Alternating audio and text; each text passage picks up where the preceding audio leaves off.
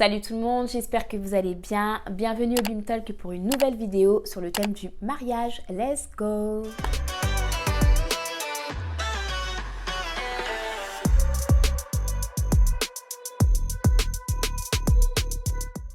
Alors aujourd'hui, on se retrouve pour un nouveau sujet et le sujet que j'ai choisi, c'est le budget. Je me rends compte qu'il y a beaucoup de mariés qui ont du mal à fixer leur budget pour leur mariage et donc je me suis dit, je vais essayer de vous donner quelques conseils, quelques tips pour vous guider un petit peu, prendre en compte, savoir ce qu'il y a à prendre en compte pour déterminer le budget de votre mariage. D'accord?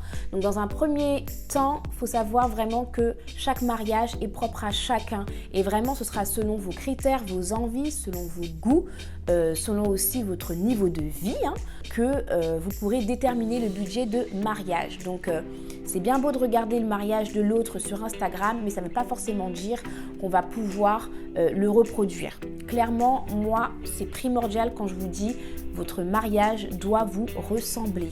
Vraiment, c'est important. Donc, qu'est-ce que je pourrais vous donner comme premier conseil concernant le budget? Ce serait de faire une liste d'invités. Commencez à dresser la liste d'invités, de savoir qui vous avez réellement envie de voir pour votre mariage. Donc ne vous inquiétez pas parce que la plupart du temps, on commence à organiser son mariage 1 an, voire 1 an et demi à l'avance. Donc on a une liste d'invités comme ça, mais au fur et à mesure, vous allez voir, elle va s'affiner. D'accord ? Parce que la plupart du temps, on se dit, plus il y a d'invités et plus le mariage est coûteux. Donc si le porte-monnaie va avec, tant mieux pour vous. Mais sinon, 95% de fois, vous allez affiner la liste d'invités. Mon deuxième conseil, ce serait de prendre le temps avec votre muse. Ouais, avec votre muse. J'avais grave envie de placer ce mot en fait. Je sais pas pourquoi. Non, sérieux. Prendre le temps avec votre conjoint afin de savoir qu'est-ce que vous avez vraiment envie d'avoir pour votre mariage et qu'est-ce qui peut être optionnel. Moi, je vous conseille de faire 2 listes. Et de vous poser avec votre chéri et de savoir vraiment qu'est-ce qui est indispensable. Donc moi par exemple, Ludivine, je rêve d'un mariage de princesse. Ce qui m'est indispensable par exemple, ce serait de me marier dans un château. Vraiment ça, il n'y a pas de débat, on ne pourra pas l'enlever du budget, carrément, c'est clair et net, je vais l'inclure dans le budget. Qu'est-ce qui pourrait m'être optionnel? J'aurais envie pour ce château de me faire accompagner par un carrosse avec 2 chevaux blancs. Voilà. Donc, si après tous mes choses indispensables, il me reste un peu de budget, là peut-être que je pourrais me dire, Ludivine, ton carrosse et tes 2 chevaux blancs, tu peux les avoir. Donc vraiment déterminer qui est indispensable et qu'est-ce qui peut être secondaire, optionnel et qu'on pourra voir par la suite. Dans un troisième temps, moi ce que je peux vous conseiller aussi, c'est de déterminer les prestataires qui sont indispensables à votre mariage. À votre mariage, d'accord? Vraiment, c'est important. Comme moi. Petit coup de pub, je peux être indispensable à votre mariage, les gars. Non, je rigole, je suis sérieuse, vraiment. Déterminez vraiment les prestataires qui sont indispensables pour vous. Donc, est-ce que vous voulez un photographe? Est-ce que vous voulez un vidéaste? Est-ce que vous voulez une coiffeuse? Est-ce que vous voulez une maquilleuse? Est-ce que vous voulez une robe qui coûte des 1000 et des 100 ou louer une robe? Enfin, il y a plein de choses à prendre en compte, mais commencez à le déterminer, à l'écrire et comme ça, vous allez commencer à voir à quoi va ressembler votre mariage à vous. Mon 4e conseil, ce serait à partir de vous avez listé votre mariage, vous vous êtes posé pour savoir ce que vous avez vraiment envie d'avoir ou pas, vous avez commencé à lister les prestataires qui vous sont indispensables. Là, vous pouvez commencer à vous dire que vous pouvez fixer une moyenne, une fourchette de prix concernant votre budget. Donc fixez-vous un budget minimal et un budget maximal. C'est trop important de fixer son budget. On ne peut pas arriver et se dire j'ai décidé de me marier, j'ai pas de budget, c'est pump it up. Non, c'est pas possible en fait parce que vous allez vous rendre compte en fait que vous commencez à verser des sous et vous ne savez pas où est-ce qu'ils vont et vous avez l'impression de verser, de payer pour rien en fait. Donc fixez-vous un budget et au fil du temps faites le point.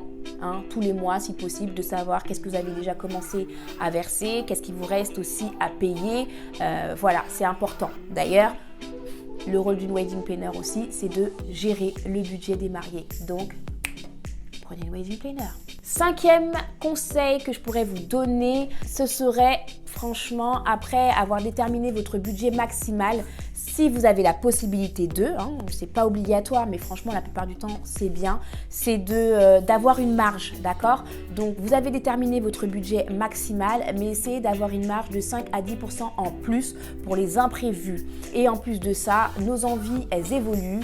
Donc se dire qu'on l'avait peut-être pas prévu avant, mais si on a cette marge, et ben peut-être qu'on pourra piocher dedans pour avoir ce qu'on a envie.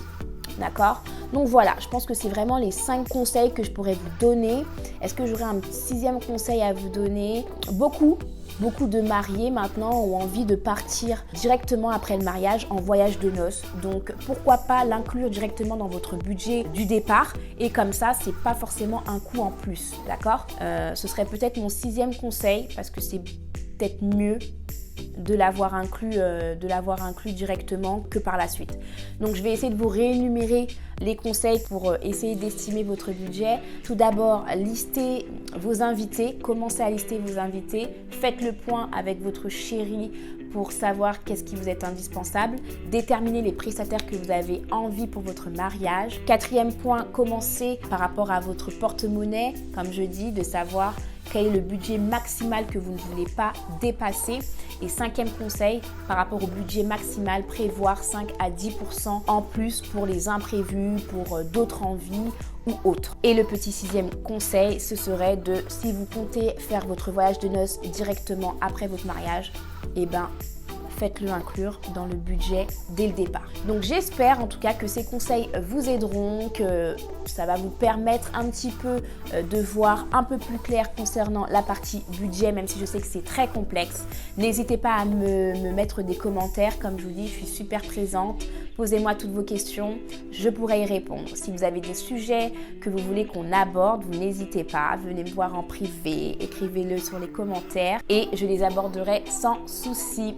Voilà, je vous dis à très bientôt pour de nouvelles vidéos et je vous fais de gros bisous. Ciao.